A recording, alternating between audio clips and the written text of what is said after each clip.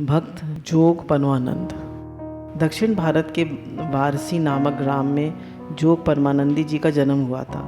जब ये छोटे बालक थे, इनके गांव में भगवान की कथा तथा कीर्तन हुआ करता था। इनकी कथा में रुचि थी।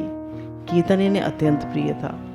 कभी रात को देर तक कथा या कीर्तन होता रहता तो ये भूख प्यास भूलकर मंत्रमुग्ध से सुनते रहते। एक दिन कथा सुनते समय जोग परमानंद जी अपने आप को भूल गए। व्यास गद्दी पर बैठे वक्ता भगवान के त्रिभुवन कमनीय स्वरूप का वर्णन कर रहे थे। जोग परमानंदी का चित्त उस श्याम सुंदर की रूप माधुरी के सागर में डूब गया। नेत्र खुला तो देखते हैं वही वनमाली पीताम्बरधारी प्रभु सामने खड़े हैं। बोलिए सच्चिदानंद भगवान की जय। परमानंद की अश्रुधारा ने प्रभु के लाल लाल श्री चरणों को पखार दिया और कमल लोचन श्री हरि के नेत्रों से कृपा के अमृत बिंदुओं ने गिरकर परमानंद के मस्तक को धन्य बना दी। भगवान की आंखों से भी आंसू निकल गए। लोग कहने लगे जोग परमानंद पागल हो गए। संसार की दृष्टि से जो विषय की आसक्ति छोड़कर उस विषय के प्याले को पटककर ब्रजेंद्र सुंदर में अनुरक्त होता है, जो उस अमृत के प्याले को होठों से लगाता है, उसे यहाँ की मृग मरीचिका में दौड़ते तड़पते जलते प्राणी पागल ही कहते हैं। बोले कोई भगवान के लिए लगता है तो इस मृग मरीचिका में दौड़ते लोग उसे पागल कहते हैं। पर जो उस दिव्य सुधा रस का स्वाद पा चुका है, वह इस गड्ढे में जैसे संसार के सड़े कीचड़ की ओर कैसे देख सकता है। परमानंद को तो परमानंद मिल गया। जगत के भोग और मान बढ़ाई से उन्हें क्या लेना देना। अब तो वे बारंबार राम कृष्ण हरि जपते हैं और कभी नाचते हैं, कभी रोते हैं, कभी हंसते हैं, कभी भूमि में लौटते हैं, विट्ठल विट्ठल कहते हुए। उनका चित्त अब और कुछ सोचता ही नहीं। जोग परमानंद जब पंढरपुर आ गए थे, वे पंढरीनाथ का षोडशोप उच्चार से नित्य पूजन करते और उसके पश्चात मंदिर के बाहर भगवान के सामने गीता का एक श्लोक पढ़कर साष्टांग दंडवत करते। गीता का एक श्लोक पढ़ते और साष्टांग दंडवत करते। इस प्रकार 700 श्लोक 700 दंडवत नित्य करने का उनका नियम था। पाठ करके 700 दंडवत पूरी हो जाने पर ही वे भिक्षा करने जाते और भिक्षा में प्राप्त अन्न भगवान को नैवेद्य अर्पण करके प्रसाद पाते। नेत्रों के सम्मुख पांडुरंग का श्री विग्रह, मुख में गीता के श्लोक और हृदय में भगवान का ध्यान। ज्येष्ठ में पृथ्वी तवे सी जलती होती तो भी परमानंद जी की दंडवत चलेगी, और पौष माघ में बर्फ सी शीतल हो जाए तो भी दंडवत चलेगी। गर्मी हो चाहे सर्दी हो, उनकी दंडवत चलती थी। वर्षा हो रही है, भूमि कीचड़ से ढक गई है, पर परमानंद जी भीगते हुए कीचड़ से लथपथ दंडवत करते ही जा रहे हैं। एक बार एक साहूकार बाजार करने पंढरपुर आया। जोग परमानंद की तितिक्षा देखकर उसके मन में बड़ी श्रद्धा हुई। रेशमी कपड़े का एक थान लेकर वह उनके पास पहुंचा और स्वीकार करने की प्रार्थना करने लगा। परमानंद जी ने कहा, भैया मैं इस वस्त्र को लेकर क्या करूँगा, मेरे लिए तो फटे चिथड़े ही पर्याप्त है।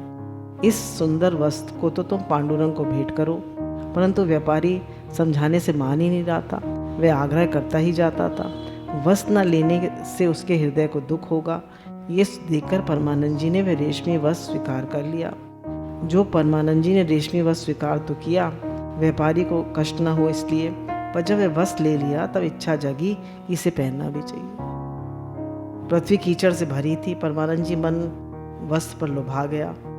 पूजा करके दंडवत करते समय उन्होंने वस्त्र समेट लिया।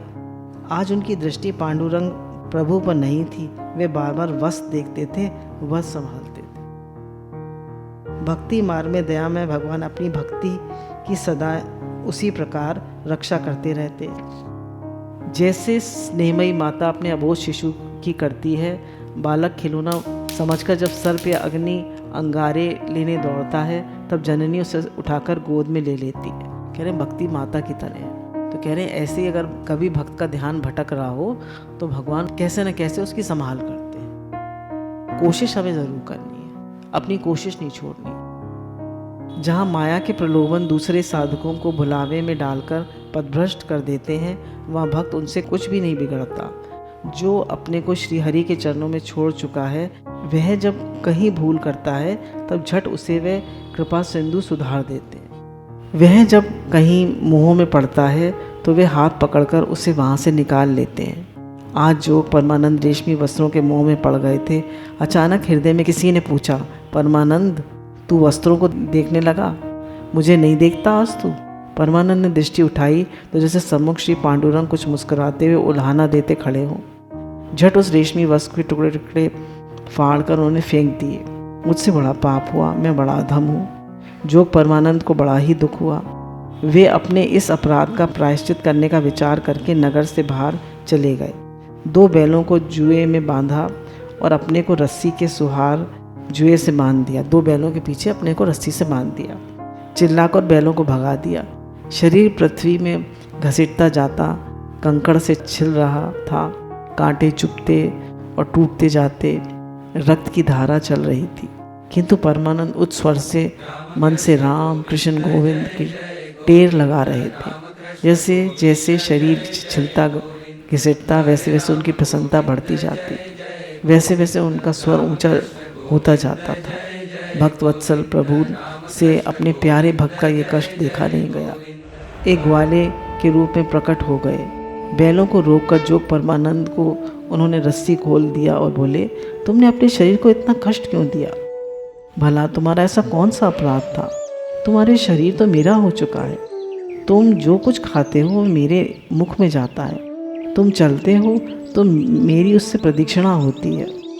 तुम जो भी बातें करते हो वो मेरी स्तुति होती है। तुमने ये कष्ट उठाकर मुझे रुला दिया है। प्रभु ने उठाकर उसे हृदय से लगा लिया तो जोग परमानंद श्याम सुंदर से मिलकर उनमें एकाकार हो गया। बोलिए सच्चिदानंद भगवान की जय। भक्तवत्सल भगवान की जय।